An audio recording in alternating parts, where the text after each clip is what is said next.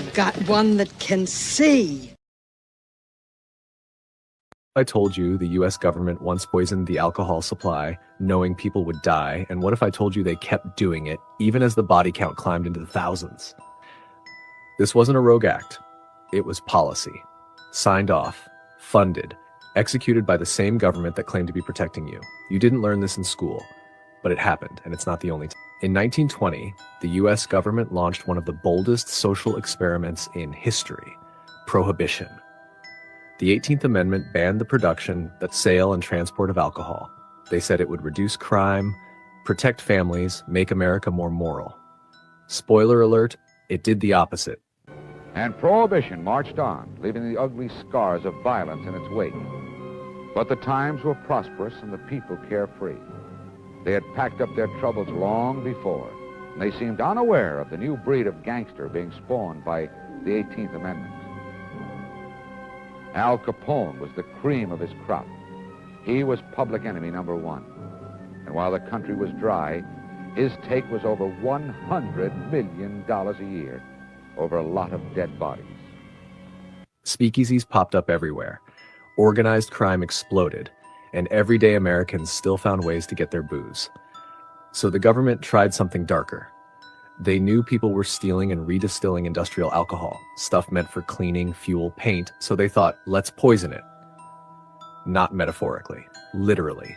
The US Treasury Department ordered industrial manufacturers to add methyl alcohol, aka wood alcohol, to their supply. It's toxic. It causes blindness, organ failure, and death. Bootleggers would still steal it, distill it, bottle it, and Americans, most of them working class, would drink it. The government knew exactly what would happen, and they did it anyway. The government knows it is not stopping drinking by putting poison in alcohol, yet it continues its poisoning process. Charles Norris, NYC Medical Examiner, 1927. That's not law enforcement. That's state-sanctioned mass murder. By the late 1920s, the bodies were piling up. 400 plus dead in New York City in 1 year. Nationwide death toll estimated over 10,000. And those are just the deaths we know about. Countless others suffered permanent damage, blindness, brain injuries, seizures. Doctors begged the government to stop. Reporters sounded the alarm. But officials doubled down.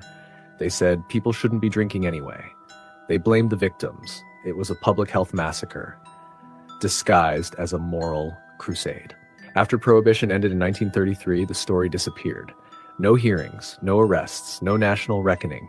It wasn't an accident. It was erased. Textbooks don't cover it. Teachers don't talk about it. Documentaries skip past it.